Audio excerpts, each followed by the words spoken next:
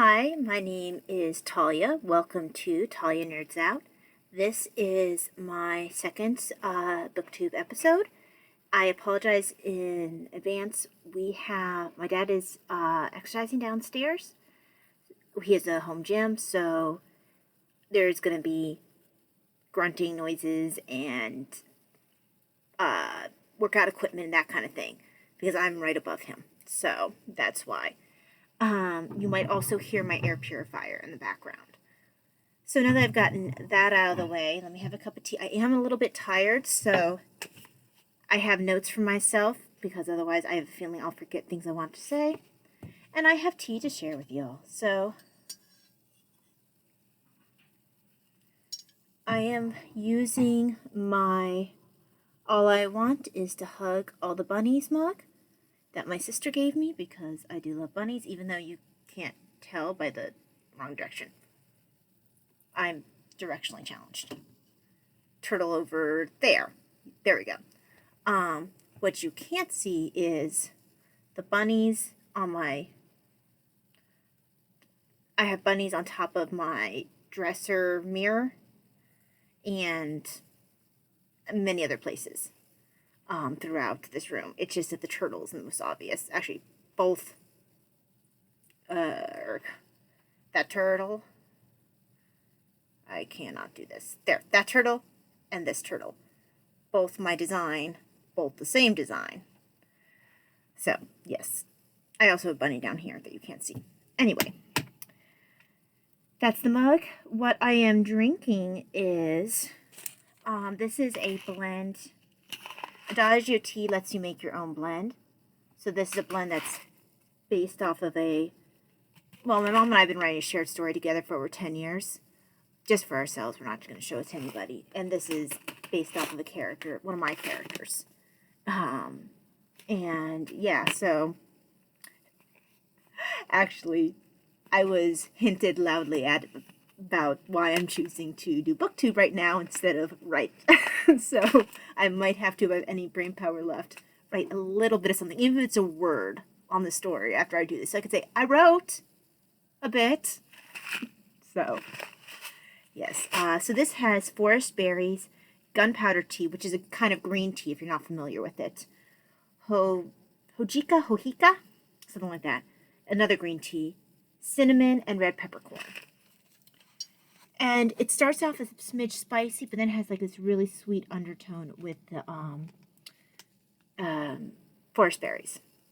Also, green tea tends to be sweet.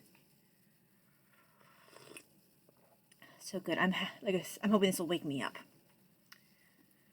Now, I just said that green tea tends to be sweet. This lovely piece of green tea-ness is not sweet. It's Benefuki green tea. It's a Japanese green tea. And the only reason why I'm showing this is because I've got to spread the good news of the magicalness of this tea.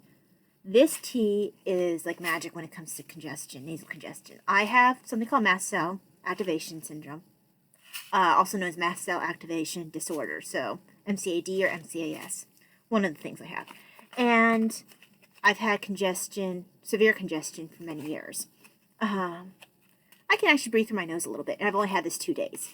Had it with a little bit of honey, and some, that real lemon stuff that you can put in stuff. I overdid the lemon today. I'm going to try to make a blend of this where I have this. I already had rose petals in it.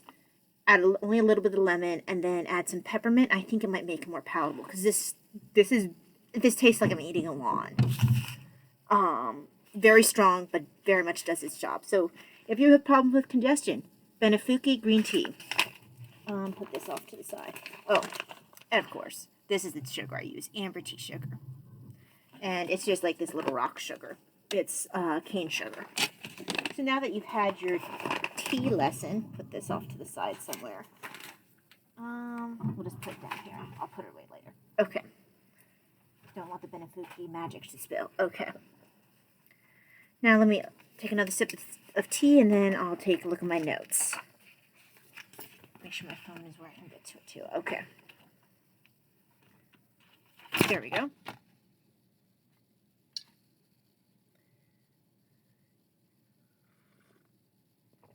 Okay. So I actually finished a few things. Yeah, in the week since I last recorded. Um, I started and finished Monk's Hood by Alice Peters. I don't think I'd started it last time. And that's the third book in the Brother Cadfael series. I have a very bad habit with Brother Cadfael. I think I mentioned this last time, where I will start the Brother Cadfael series, finish the second book, and then I'll start it again. Start the first and second book again because I really enjoy those two books. So I forced myself to not do that this time. Didn't start with the first and second books this time. I went right into the third. I don't need a reminder of what happens in the first and second books. I very much know. So I did enjoy it. It was a good story. I might have read it most of the way through once because I don't remember the ending. So, from previously. I had also borrowed from Libby, Betsy Ross and the Making of America by Marla R. Miller. So this is a nonfiction for history lovers, for those of you who are history lovers. I listened to the audiobook that I have a lot more of, I can English. There is a nice collection of audiobooks available at my library. Well, nice for my library. I have a small town library, so I am quite sure that your audiobook collection at your library is better than mine. But mine's decent. It's still less expensive than buying an audiobook. But because they don't have a huge selection of English history, which is my preference, I'm being forced to branch out into other areas of history, including American history. So, I found this enjoyable. This is not, even though you follow Betsy Ross consistently through the story, it doesn't only focus on her. They just use her as kind of a focal point to look at the artisans throughout the Revolutionary War, prior to and in the aftermath, and how they affected America pre-Revolutionary War, during the Revolutionary War, and then the effects of the Revolutionary War on the artisans, and it ends with the around the Civil War time period, and where the artisans were at that time period, where you have a little bit more of an industrial revolution. You have some factories popping up, so the artisans don't have the preeminence that they did prior to the Revolutionary War and during the Revolutionary War. And you also get a bit of history of the Quakers, because Betsy Ross was Quaker to begin with. She kind of bounced around before ending up a free Quaker. But yeah, very interesting. She seemed to be a very strong character, very decided character. And I learned a lot about her that I didn't know, as well as a lot about artisans in early American history that I didn't know. It was kind of nice to see it not just from the point of view of the big war heroes, of the politicians. It was nice to see it from the point of view of the man on the street, or in this case, the woman on the street.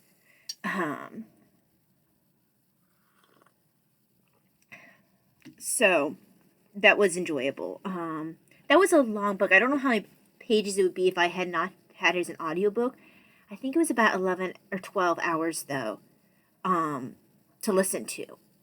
And I didn't listen to it straight through. I mean, I spread it out. I still was able to return it before my 2-week borrowing period was up, and I didn't have to renew it or anything.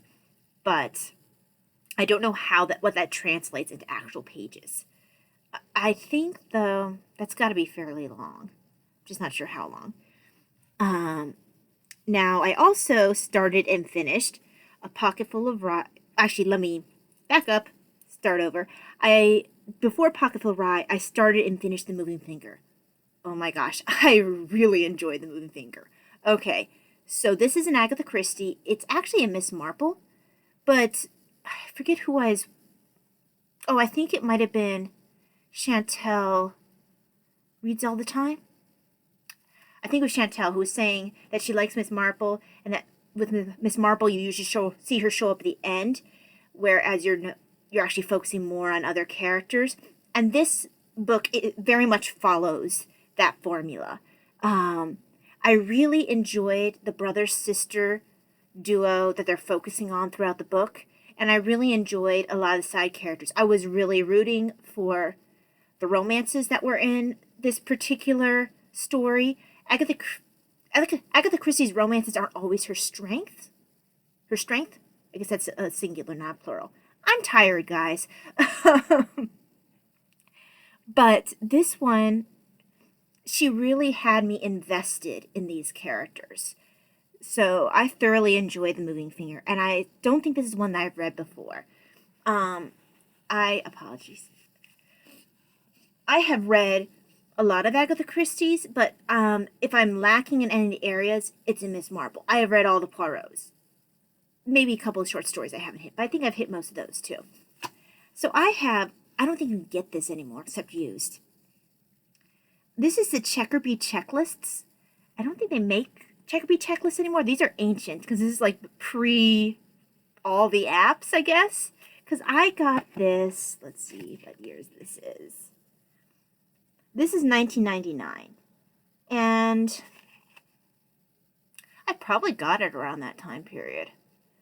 Because, and I actually have always thought that I started reading Agatha Christie earlier than I did, but I actually have a at the time note in here that tells me exactly when I started reading Agatha Christie. Because I've had this, like I said, since I started reading. Let's see.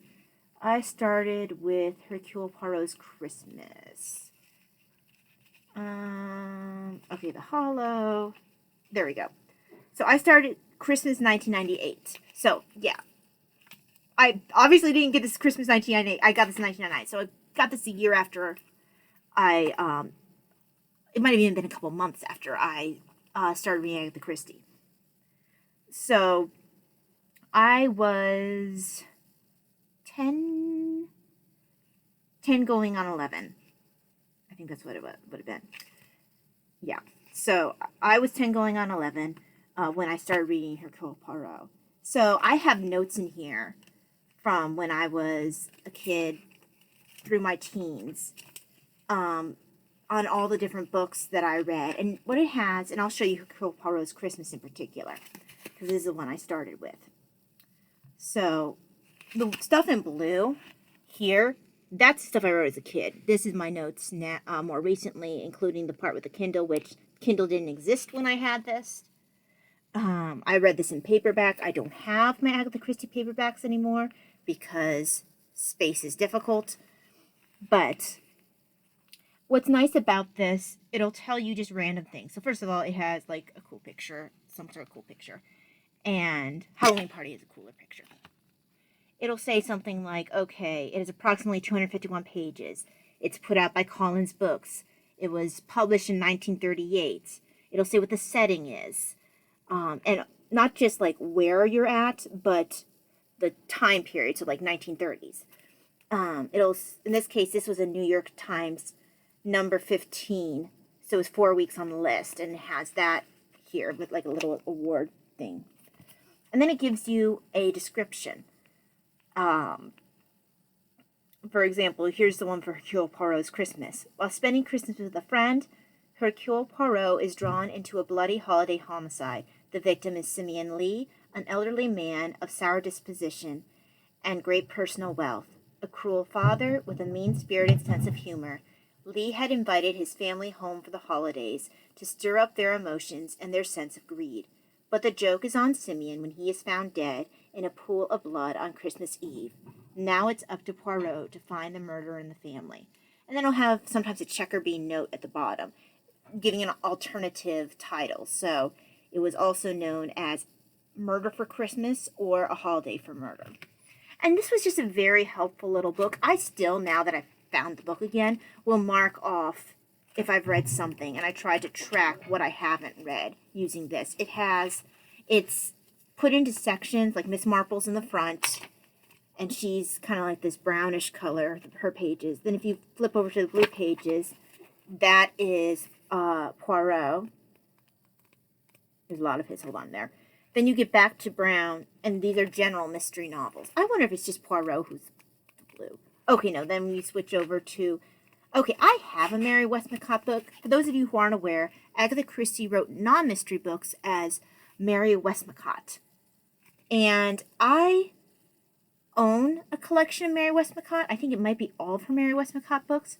I started reading the first one in that series. Let's see. What was it called? It was the Giant's Bread? No. Not that one. Was it The Burden?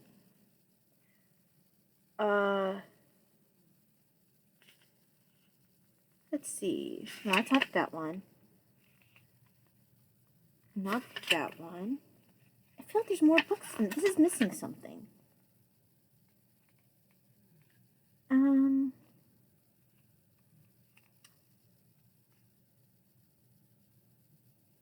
No, it's not that one. Hold on, let me look at all the Mary Westmacotts, because I could have sworn I had more than that. Let's see, chronological. Maybe they don't have all the Mary Westmacotts in there, because I know I started one of her Mary Westmacotts, and none of those are it. I'll have to look, because my Mary Westmacott is downstairs in the gym, and I can't access them.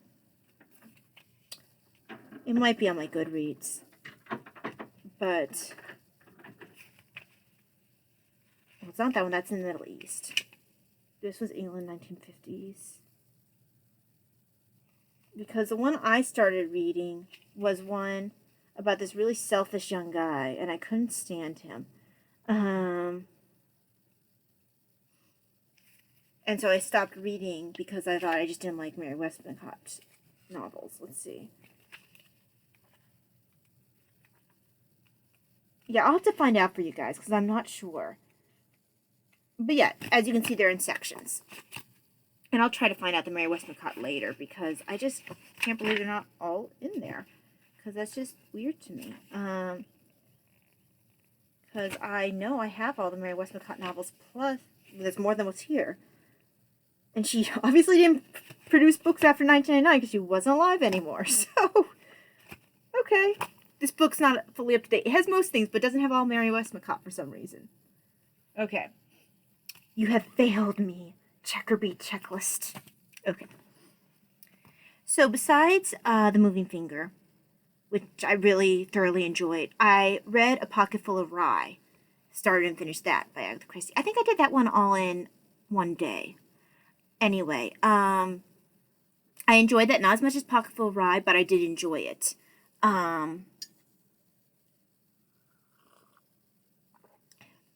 Miss Marple came in slightly earlier in that one than she did in The Moving Finger. Not that that's ruined my enjoyment of all. She does tend to stay in the background even when she's there. You know she's there, but she's not like Poirot, who's like front and center. So those are the ones. Oh, and I finished one other one. Let me grab the book. And all these are on my Goodreads and my Storygraph. I prefer Storygraph because it has fun little like pie charts and things like that. And I'm a huge fan of graphs. So, not this one. Back. There you are. Okay, so this was a book I was able to pick up for free on Amazon because it was an Amazon Prime Reads, which means that, because I am an Amazon Prime member, I didn't have to pay for it. Let's see if you can see this. Oh, let me make it a little brighter. See if that helps. Okay. I think that might have made it worse. Oh, I bet I still have this on night vision. There we go, guys. I have light sensitivity, so I had it on night vision. There we go. Joseph Leconte's A Hobbit, a Wardrobe, and a Great War. Now this was, I'm going to put it back on night vision. I can always change it back when I need to show you guys something else. This was a very interesting read. It was My Kindle's running a little low on juice, so I need to plug it in while I'm in between books. So this book takes a look at the influences behind both C.S. Lewis and Tolkien's particular fantasy novels, because a lot of times they get criticized as being kind of like just black and white, good, evil. But this book, first of all, covers the influences behind them, their Christianity and their experiences in World War I. Both of them were in the trenches. Tolkien actually had trench fever, and Lewis, and that actually got him, I want to say after he got trench fever, he ended up being sent home, whereas Lewis got injured. I forget if he got shot or what it was, and he got better, and they sent him back out again. He's a little bit younger than Tolkien, and he got into the war a little bit later, I believe. But they both experienced trench warfare and all the horrors that came through that. And that experience also influenced their writing of The Hobbit and of the Narnia books. Also, The Perilous Realm. I guess it's, I haven't read those books, but it's C.S. Lewis's space trilogy. I think it's a trilogy. But yeah, so it was, I really enjoyed it. Like I said, it covers history and literature together, which is always fun. And it made me appreciate more, especially since I'm starting to read Return of the King for the 20 millionth time. Not 20 millionth, but reading again. But probably one of the first times really paying attention to it as an adult instead of trying to read it as a teenager or college student. Because I went through a period of time where I wasn't doing a whole lot of serious reading after nursing school because my brain was fried, and I was learning a new job and was exhausted all the time. But this will be the first time I'm really paying attention to Return of the King with an adult's eye. And having this book in the background is going to make me appreciate more, I think, those battle scenes that are in there, especially headed into Gondor. Because I will know to look at things like, okay, how this scene was influenced by Tolkien's experiences, even though it's not direct simile because he hated simile. Or was it simile? He hated, not simile. Guys, you're shouting it at me, and my brain doesn't work. Simile is the closest I can come to it, but it's basically where you're using one thing to represent another. Like Aslan is obviously supposed to be Jesus. And I just can't think of the word right now because. But yeah, so I would recommend. I do have to question his editors. Some things got past proofreading. Not a lot, just a couple things that a discerning editor who read the books should have known. For one thing, when he's describing the characters leaving for the Fellowship, instead of saying that Legolas is a prince of the Greenwood Elves, he says that he is the king. And he also says that he attributes a quote by Bree to Shasta, which actually is a very big deal because the quote is Bree mentioning that the wars that he fought while he's in captivity can't match any wars that he might fight as a free horse in Narnia. And for Shasta, that quote makes no sense whatsoever. So it was definitely a Bree quote. So I think that maybe whoever proofread for this author didn't know the material quite well. And I said Greenwood Elves for Legolas. I meant to say Mirkwood.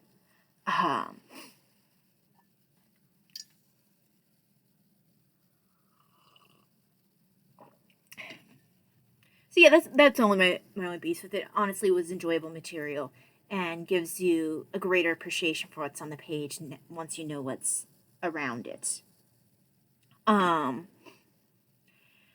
Now, books in progress, I do have things to show you for that. I am reading Pride and Prejudice. Like I said last time, I don't care for this cover. But the print is really good in this, and I can ignore the cover. I can pretend it's something else. Then also, well, I don't know why I grabbed this one. I'm not reading this one right now. Put that to the side. And reading A Woman for Our Time. This is a biography on Thecla Merlo. She was a religious figure in Italy, turn of the century. So, very interesting. Easy read, too. I think it is a translate from the Italian, though. The author is something very Italian. Let's see. He has a cool first name. Spartaco Lucarini. His name is Spartaco. That's pretty cool. So, this is a good book. It's a quick read, like I said. I tried to read it one night to put myself to sleep, and then I realized that Mother Thecla Merlo failed me because I was still up and enjoying my book, so I had to put it away and turn out the light. I was very disappointed that she did not serve the purpose I intended her for. Not very far along in Returning the King, mostly because I've been focused on other books. Again, I wish that this cover did not have the picture from the movie. It's not a big deal that it does, but I wish it was maybe a more classic cover. But I didn't find a more classic cover when I was looking for the physical forms of these books. So unlike my Hobbit, Fellowship of the Ring, and Two Towers, I have a more pristine and movie-based cover for this book. But I know there's a lot of good stuff in this book. Text is itty-bitty, which is why I haven't gotten through it as quickly as some of these other things, because, you know, you almost need like a magnifying glass to read this. Let's see.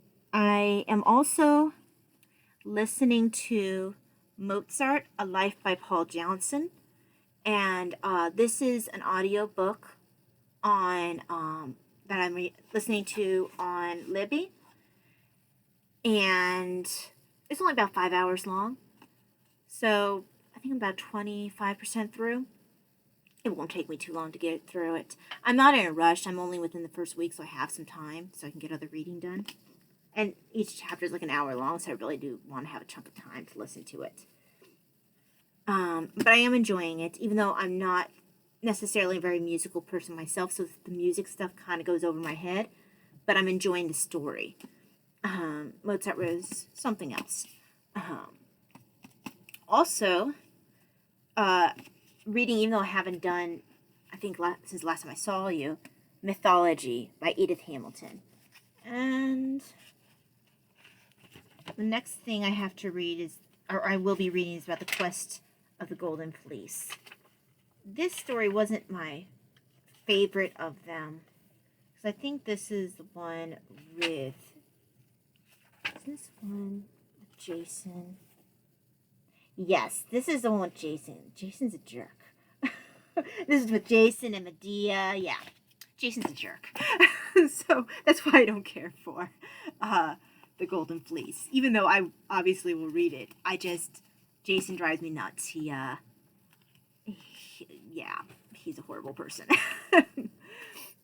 And then I am also reading, and I need to get back to reading. This was a very thick book. Let me bring it up.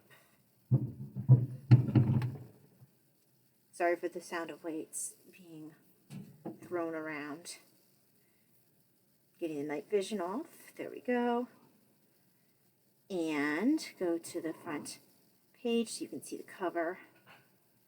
Not that I'm very far along. Okay, so this is The War of the Roses, The Fall of the Plantagenets, and the Rise of the Tudors. And this is the second part to the book that I had read just previously, which was called The Plantagenets. And these books are both by Dan Jones. Jones is a born storyteller. Let me try that again. Jones is a born storyteller With gripping urgency, he shows this calamitous conflict unfolds. And what a beautiful cover.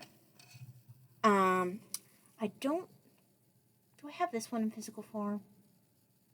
I think I have the Plantagenets in the physical form, and I had to give it away because I was having trouble reading it because the print was so small, and so I wasn't reading it at all, which defeats the purpose. So I found my Kindle book, and I ended up giving the physical book away to someone who could, giving it to Goodwill or something, so someone could actually get some enjoyment out of it who doesn't have a Kindle. So I want to give you, I liked what someone else did. It was, oopsie, stop that. I'm sorry, things tried to fall all over the place. I liked what was done by Too Fond of Books. I don't know her first name, but she did something where she read the first sentence or paragraph to give an idea, and I'm going to do that for this here. So this is the Wars of the Roses. Oh, good heavens, this is in Old English. So this is a quote. He leads off each section usually with a quote. So it's Anon, 1445. Who wot now that is here, where he shall be another year, maybe? Old English. And they have a quote from William Shakespeare. For God's sake, let us sit upon the ground and tell sad stories of the death of kings, how some have been deposed, some slain in war, some haunted by the ghost they have deposed, some poisoned by their wives, some sleeping killed, all murdered, for within the hollow crown that rounds the mortal temples of a king keeps death his court. And that's William Shakespeare, Richard II. Richard II kind of reaped what he sowed, kind of like his grandfather, I believe. And let me get past... Okay, I'll just give you the beginning with the introduction, and then that'll be end the quotes for this. Okay. At 7 o'clock in the morning on Friday, May 27th, 1541, within the precincts of the Tower of London, an old woman walked into the light of a spring day. Her name was Margaret Pole. By birth, blood, and lineage, she was one of the noblest women in England. Her father, George, Duke of Clarence, had been the brother to a king, and her mother, Isabel Neville, had in her time been co-heir to one of the greatest earldoms in the land. Both parents were now long gone, memories from another age and another century. So they start you off. Let me go back to where I was in the book so I don't lose my place. When they start you off with this book, they start you off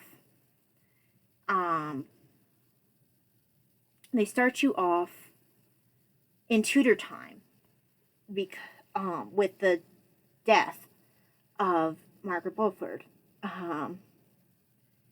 And then they then they go into the time period we're actually talking about, which is the Wars of the Roses, which is actually very much pertinent to the reason that she died, and actually very much a continuation of the story of the Wars of the Roses. So I know I will enjoy reading this. I enjoyed his other book. He is very good at making a history book not feel dry. So I would highly recommend any of Dan Jones's books. I know he has one on the Templars. He has one on the Crusaders. I think... Templars, Crusaders... I can't remember the other ones. I know he has one on Magna Carta. But he has a few of the books out. He does TV series with BBC. I had watched his one on the Plantagenets before I read the book. So, then that leads into deep hoard dive. So my hoard of books. I need to finish these books. I'm not going to show you the covers for everyone because then I'm going to have to flip through my Kindle because most of them are Kindle. I need to finish The Silver Chair by G.K. Chesterton. I don't think I've ever finished The Silver Chair. I usually stop at Prince Caspian. I know I tried to read The Last Battle at one point when I was a kid, and I remember hating it. But I was also a kid, So maybe I just didn't appreciate it. I don't think I ever cared for the once past Prince Caspian because at that point the Pevensies were pretty much out of it, at least until you get to the last battle. So that's probably why I didn't appreciate very much the silver chair. Is it just the silver chair in the last battle there left? Yeah, I think so, because I've read Horse and His Boy, and I loved Horse and His Boy. Even though Pevensies weren't a very big part of it, Horse and His Boy is probably my favorite, which is why, leading back to the Joseph LeConte book, when he messed up the quote that was Bree's quote that he attributed to Shasta, that's one of my favorite books, so I knew instantly that it was the wrong quote. Or the wrong person attributed. The quote, you know what I'm trying to say. I also want to continue reading. It's a book called Broken, Living with EDS and Other Chronic Conditions, and that's by Cassandra A. Campbell and Marcia Brock. EDS, for those who don't know, is Ehlers-Danlos syndrome, another one of the medical conditions I have. That's why you'll see I'm supposed to get more of them. These are rings to help with hypermobility. I tend to bend my joints backwards, and it's to keep me from doing that. So you will see more of these developing. Basically, I get to wear uncomfortable rings on every joint. So, but the Broken is about that, and their experiences with that. I also need to continue in deep dive to read Maids, Wives, and Widows by Sarah Reed. So this, it's around Elizabethan England, as is said, and they're talking about what it's like to be in one of each of these categories during this time, because usually women tended to be in one of those three categories during that time period. Either you were a maid, you were an unmarried woman, you were currently married, or you were a widow. Those were your choices, unless you were like, you went into the church or something, into the monasteries. But post Henry VIII, all the monasteries were rather brutally taken out. It was tragic. But anyway, after Henry VIII, they didn't have the monasteries in the same way. So pretty much maids, wives, or widows. And so I do want to continue reading that. It gives you a little bit more of an idea, again, of the common life, kind of like the book on Betsy Ross does for Revolutionary America. That's what Maids, Wives, and Widows does for Elizabethan England. The difference is, something I kind of like a little better with the Betsy Ross book is you're seeing it with one particular woman as kind of like the person you're traveling with while you're seeing how the world is for everybody else. There's no particular person you're following in Maids, Wives, and Widows. Maids, Wives, Widows. There's no and in there. Also need to get back to reading Never Bet Against Occam, and that's a reference to Occam's razor, which from what I understand is basically the idea that the simplest solution is usually the correct one. That's what I believe Occam's razor is. So rather than there being like 20 million conditions, it's most likely to be like one or two explaining a myriad of symptoms. It's less likely that you're just going to have 20 million diagnoses in reality. One cause is more likely than 20. Now that I've said the same thing 20 million different times, so that's a mast cell activation book by Dr. Afrin. Wow, I'm going to sound really... I like medical books. I'm a nurse. I was a nurse. So you're going to see this in my reading occasionally. Migraine by Oliver Sacks is an audiobook I'm listening to. This is an older book. I think this might have been put out in the 80s. So because of that, some of the things that might be attributed to migraines could possibly be attributed to other things now. So if you're choosing to read that book, keep in mind that not everything might be completely up to date in Oliver Sacks' book. That being said, my migraine doctor was over the moon when he found out I was reading Oliver Sacks, because that was a big reason why he got into neurology. And that was the book he started with. He started with, and actually this is a book I recommend you start with too, and this is the one I started with. Oliver Sacks has a book called The Man Who Mistaken His Wife for a Hat. Amazing book. It goes through all these neurological disorders with case studies. Highly recommend. Just an awesome book.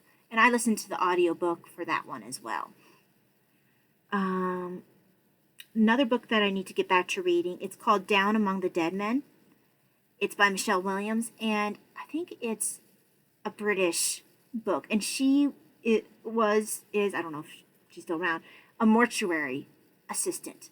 So you're looking at the inside track of what it's like as a mortuary assistant. So in a funeral home, or I can't remember if they're attached to a hospital. I don't think they are. So what it's like having that experience dealing with the dead bodies, what you do with them, what it's like basically living with death every single day. I think it's interesting. I need to get back to reading it. I also need to get back to reading Poirot and Me by David Suchet. Now, I think Suchet is the perfect Poirot. That being said, I hate a lot of the choices they made in the TV show because I really love Agatha Christie's books, and I can tell every time they change something, and it gets my back up. So I can't watch the TV shows, even though Suchet is the best Poirot out there. But he really respected the character, which this book shows, and I super appreciate that. So, very good book. I would recommend it. I barely started North and South by Elizabeth Gaskell. I might as well start that over again. I got about halfway through Thrawn, the first book in the newer Thrawn series by Timothy Zahn. It's a backstory for the more famous Thrawn trilogy, where you meet him dealing with, your main cast, Luke, Leia, Han, all that. But this book is a prequel series, part of a prequel series to that. Same author, though. I never finished Catherine the Great by Robert K. Massey, partially because I found everyone despicable in the book. And I got to the point where I was just sick of reading of Catherine because she was very unpleasant, and so was everyone around her. So I was like, I need a break from Catherine and read someone who's nicer for a while, and then I'll come back to her. And I just never got back to her. Now, she was a survivor. She went through a lot. Doesn't mean I cared for her as a person. Need to start over again, even though I got a decent way through. It's a very long book. Jonathan Strange and Mr. Norrell. And this was suggested by Murphy Napier. Not to me specifically, but in general. It's set in, I think it is Regency, England. And what I really enjoy about it is it's written as if the author is actively in that time period. So they don't explain like references to Anne Radcliffe. You just have to know. They don't have any like footnotes to be like, this is a reference to Anne Radcliffe. They just make like a reference to like Udolpho and just expect you to know it, which I think is awesome. So it feels like Jane Austen with magic. So I need to start it again. I remember it being really great. Also need to get back to reading, probably start over again, Mystery Mile by Marjorie Allingham. Her main hero is odd. He's enjoyable, but he's odd. Campion. I don't remember his first name. But he's odd. I think it's Alfred? Campion's his last name, though. Need to start again, because I didn't get very far. It's A Death in Chelsea by Lynn Brittany. And this is the second book in a series. The first one was a murder. I think it was a murder in Belgravia. And I really enjoyed that one. She very much does a good job of setting you. This is set in World War I, England. You have the bombings happening. You're dealing with, so one of the guys, he gets on a bus headed somewhere. He's a police inspector. And he's headed somewhere, and every single woman on that bus is like glaring at him because the thing going through their mind is, why isn't this man on the front with everyone else? He looks healthy. But then when he gets off, he limps because he was injured. And then all of a sudden, smiles. All of a sudden, everyone is like, okay, you're cool. But it's something I never thought about, like the judgment that might have come with young guys or guys who would have been considered able to fight in the war, what they might have experienced if they didn't have an obviously visible wound. And every single male character in this story is somehow unable to fight. Either he was wounded in the war, or he's too old, or he has a family to support, or something, and he's the sole support, or something like that. So so by necessity, you do have a good portion of female characters, and this main character is trying to build a squad of women to help him deal with particularly female cases. So like a woman might not have, during the time period, might not have wanted to be completely open with a male inspector because she was embarrassed, or she, didn't want to talk about that to a man. So he was hoping if he got women involved, they might be able to go and get information where he wouldn't be able to, and they could solve some of these cases that were either performed by women or performed against women. So it's a very interesting series, and I really enjoyed the first one. I don't know why I never finished the second one. Now, very much on the bottom of my list of what I need to reread, because I've read this so many times because I love this series, The Third Links by Timothy Zahn. If you have not read the Quadrail series, read it. It is a first-person... Oh, how do we describe it, my mom and I? It is... like those noir. It is a first-person space noir. It is just amazing. I would highly recommend it. It's a very well-written story. I mean, it's Timothy Zahn, and you just fall in love with the characters. So very good book. I got a message saying I need to do something pretty soon, so let me go ahead and do set up my I got a Spinny app so I can choose books without going and just reading the same books over and over again. I think I stole this idea from the Bookish Knitter, Sarah. So I found the app, and I have several spinny things. One is just I'm going to choose one for my TBR spinner, because I have to finish a lot of ones that are in my stash, but I have more of them that are mysteries I need to pull, because I don't have any mysteries pulled at this moment, and it's March Mystery Madness. So let me pull up my spinner. So I'm going to choose one for my TBR spinner, 3 from my Golden Age mysteries, and 3 from my Agatha Christie. Even though she's Golden Age, she deserves a category all of her own. I'm not choosing anything from English history because I need to finish my Dan Jones book. So we're going to start with TBR because that's just one. So here's my spinner. So let me hit spin.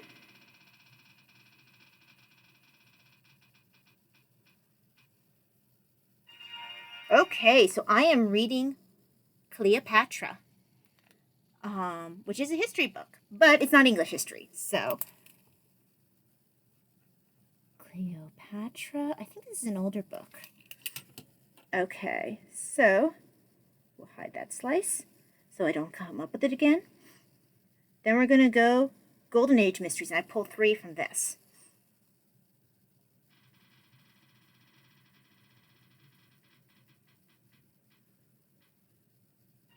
Okay, The Five Red Herrings. And if you don't know what that is a Lord Peter Wimsey book.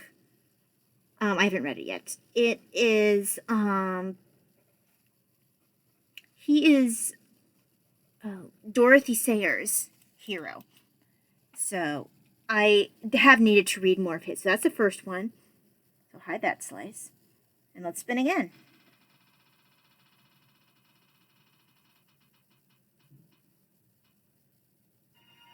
The case is closed. I have a feeling that's another Lord Peter Wimsey. I'll have to check back and see when I actually get to cover what I read. I'm pretty sure that's another Lord Peter Wimsey.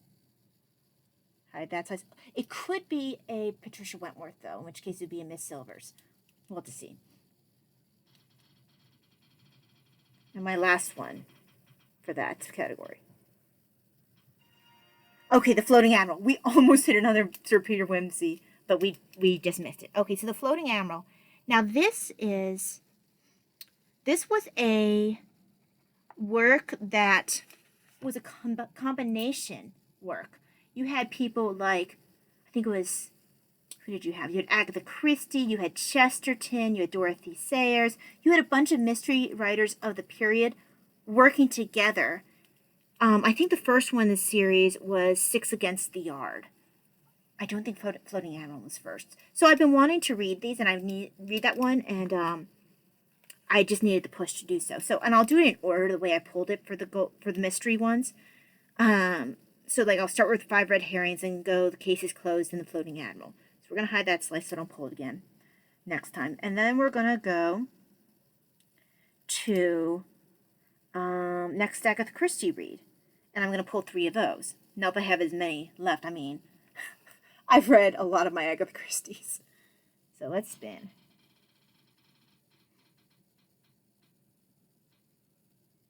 Oh, good. I haven't read this one in a while. Why didn't they ask Evans? And it had another title. I didn't realize it for a long time. I didn't realize it until it was covered by, I lost her name already. I want to say it's, hide the slice. There we go. It was, I had to pull up her name because I have memory issues. Too Fond of Books. When she mentioned the other title, I realized that, I thought at first I'd missed an Agatha Christie book, but I hadn't. I just didn't know the other title. Where is my, oh, there it is. So why didn't they ask Evans? I can't remember what the other title is that I hadn't heard of. Let's see. General Mystery. It would be Towards the End. They came to Baghdad towards, there we go. So it's also called The Boomerang Clue, which I didn't know until she mentioned it. Because I always had the title, Why Didn't They Ask Evans? Okay, so we'll go ahead and spin again.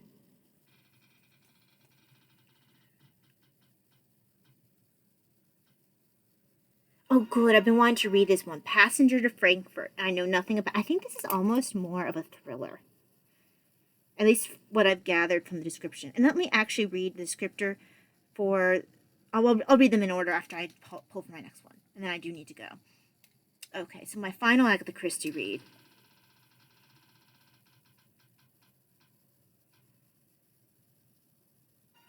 By the Pricking of My Thumbs. I think that's a Miss Marple. By the Pricking of My Thumbs. I don't think that's Tommy and Tuppence. And this doesn't include the short stories. When I make it through all the novels, I'll do draw with the short stories.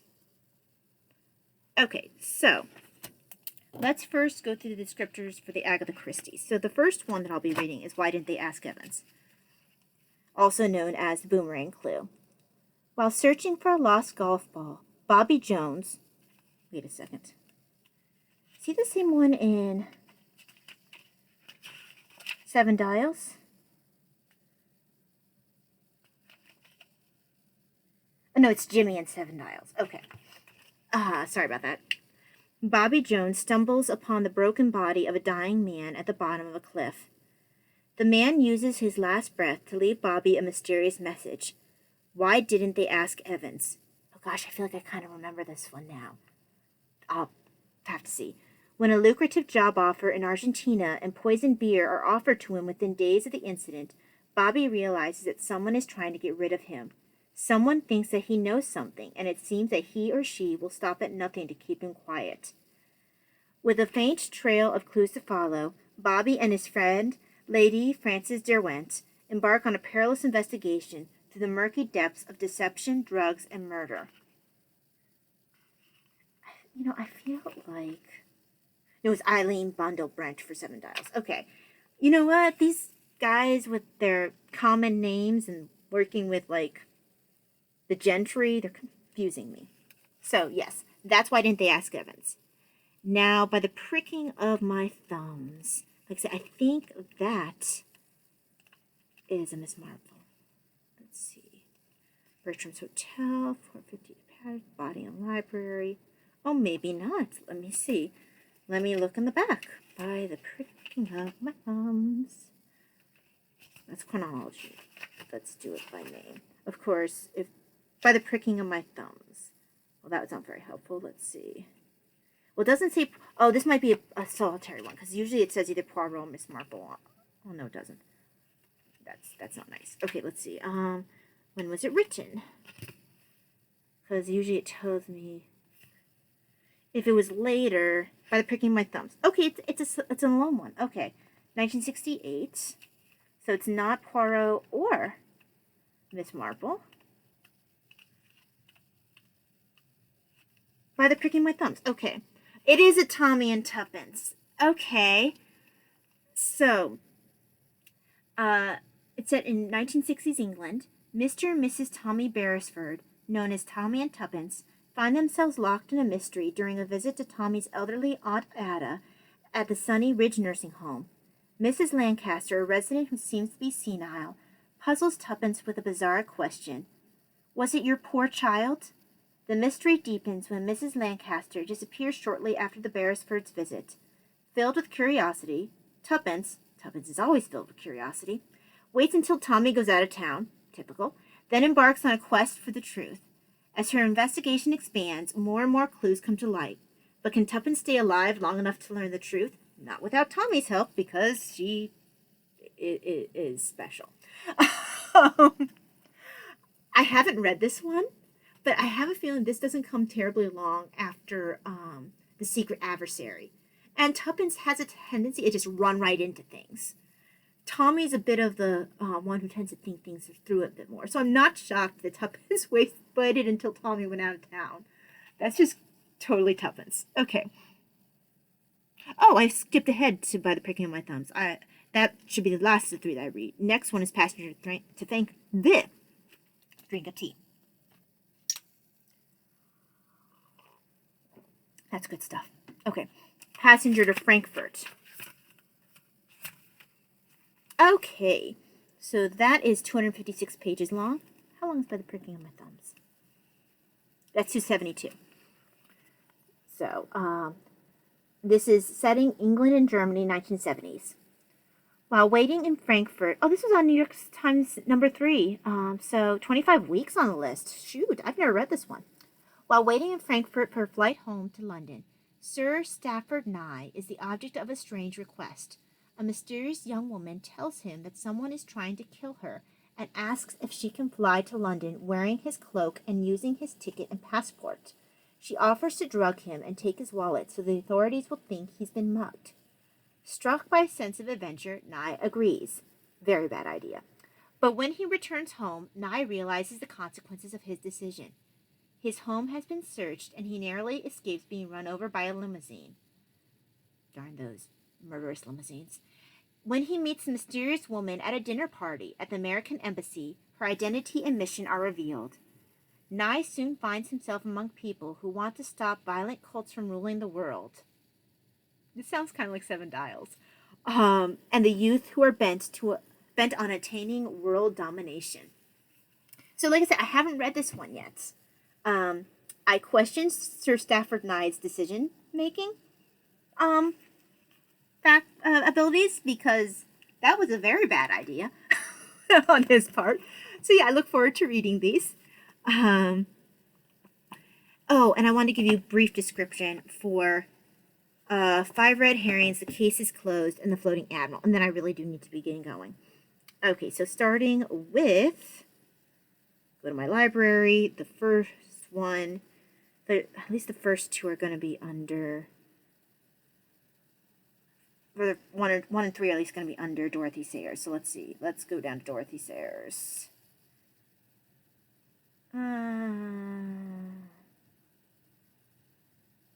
There she is. Okay. Excuse me. Oh, by the way, I had said it was only Floating Admiral and 6 Against the Yard for that detection club. You know, all those detective writers writing together. I was wrong. It's 6 Against the Yard, The Floating Admiral, and Ask a Policeman. I think Ask a Policeman was first, then The Floating Admiral, and then 6 Against the Yard. But don't quote me on that. Okay, so the first one is The 5 Red Herrings. So, let me see. Oh, is that one of the ones that's in my compilation set? That might be. In which case, let me, oopsie, let me pull up, let's see if it's this one. Book details. Okay, let's see. See the series. Okay. Read more. Whose body? Okay, this one is not it. Let me go back to the other one. Book details. This is part of a trilogy set, so see more.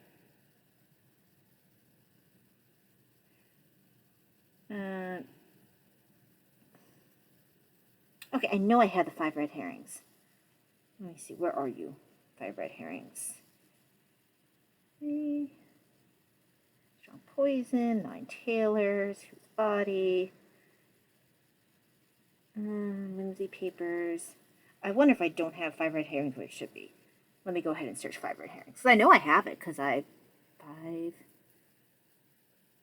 red herrings. Oh, there we go. Let's see. Wait, results from my library, volume 2. Oh, I just missed it. Okay. So, let's see. Let's go ahead and book details. Just give it a second. I probably didn't put all of them in the Dorothy Sayers section like I should have. Okay, so let's see the series.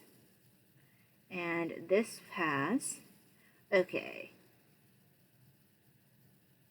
Whose body? Okay, so the 5 red herrings, this one here. So it's not being particularly helpful with me. Okay. Okay, so 5 red herrings is Lord Peter Wimsey. I can't discover which one it is because it's being a jerk. So I can't tell you the plot line because it's... Oh, wait, here we go. That's unpleasant. It's strong poison. Here we go. 5 red herrings.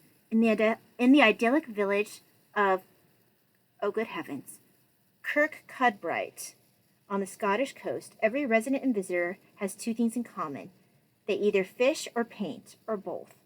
And they all hate Sandy Campbell. So when the painter's body is found at the bottom of a steep hill, Wimsey suspects someone's taken a creative approach to the art of murder. They all hate Sandy Campbell. That's sad for Sandy Campbell. Maybe he deserves it. Not deserves to be murdered, but maybe he's a horrible person. Okay. Next one is the case is closed. So let's see.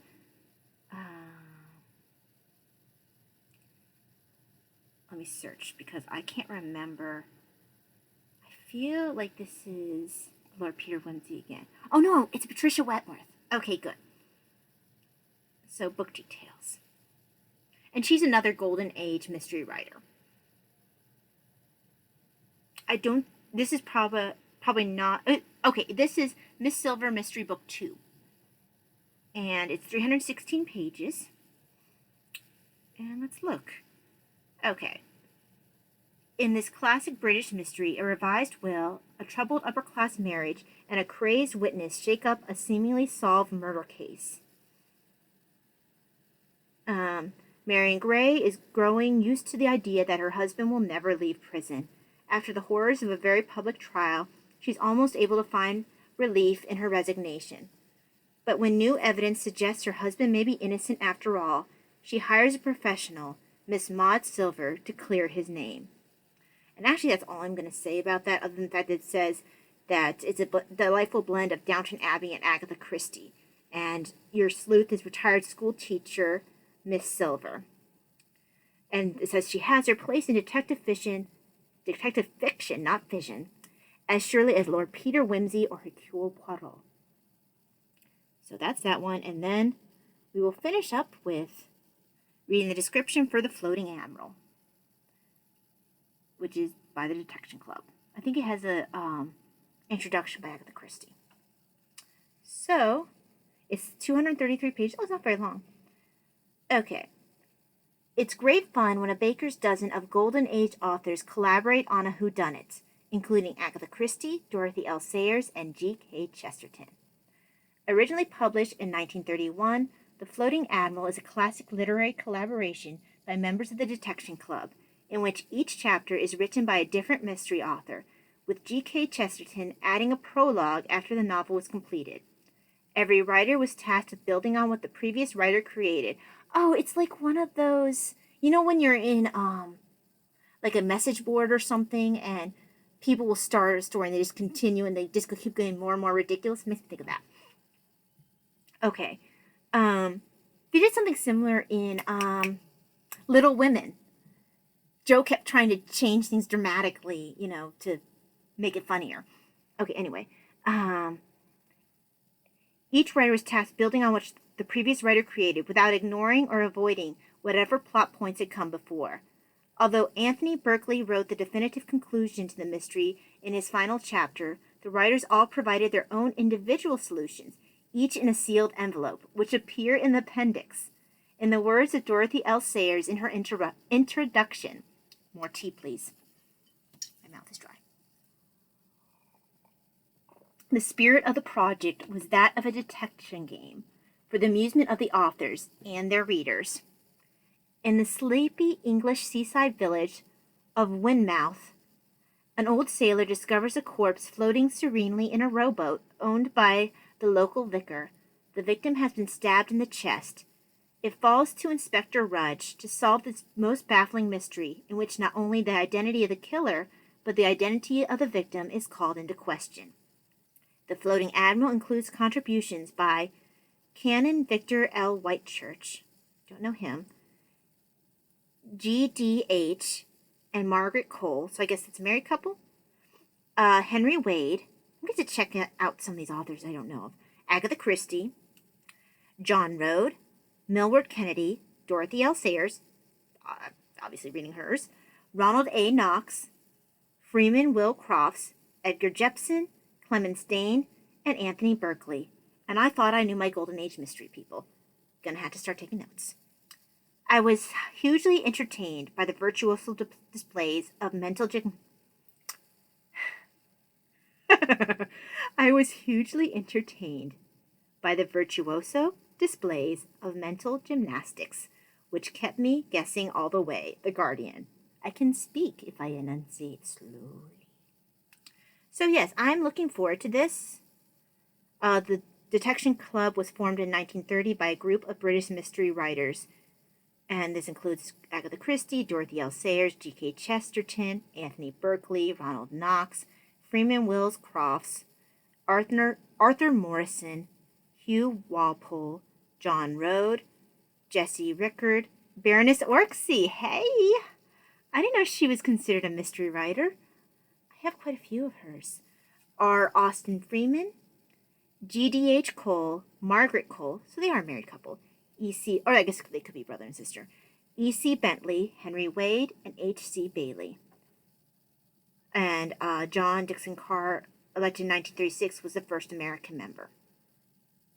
So very cool. I look forward to reading this. This will be my first one by the Detection Club. Let me know if you've ever read a Detection Club mystery. And I have been running quite long, I am sure.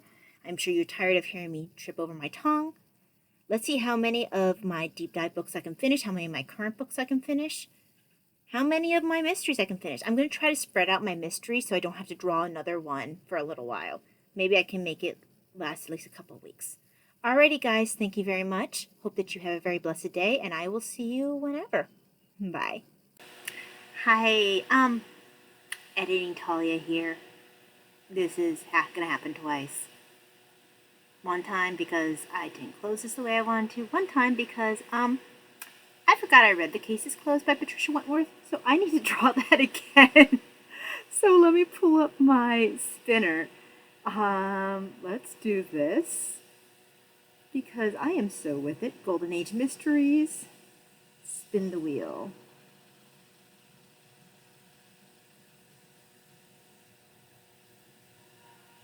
Mystery Mile.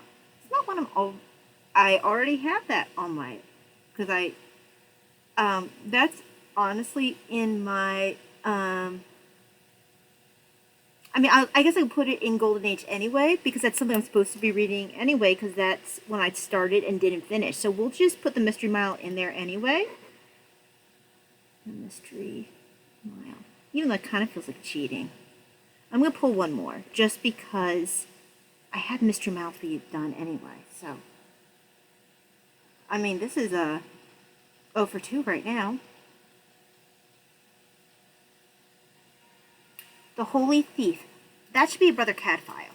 Let me double check, and I will tell you.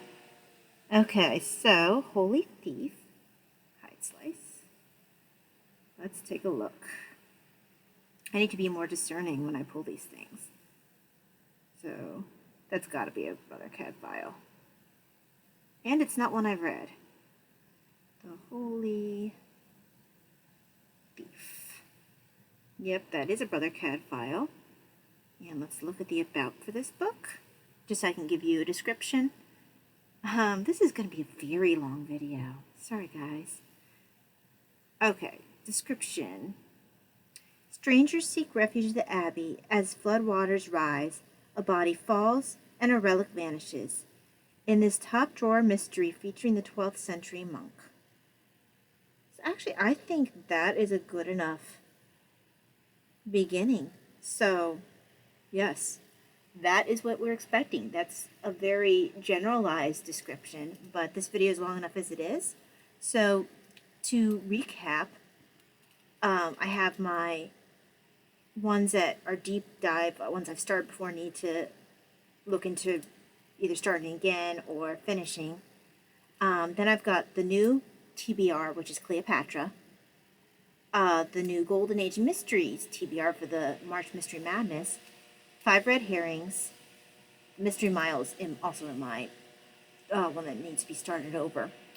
So it kind of is doubling, so it doesn't really count. And then the Floating Admiral and the Holy Thief. So that's a Dorothy Sayers with Lord Peter Wimsey, Mystery Mile, Albert Campion by Marjorie Allingham, Floating Admiral, which is the Detection Club, which is all the Golden Age mystery people, mystery writers, and the Holy Thief, which is Ellis Peters. So there we go. We get a nice, I just wrote on myself. We get a nice collection. Now on to editing doing the outro. Okay, bye.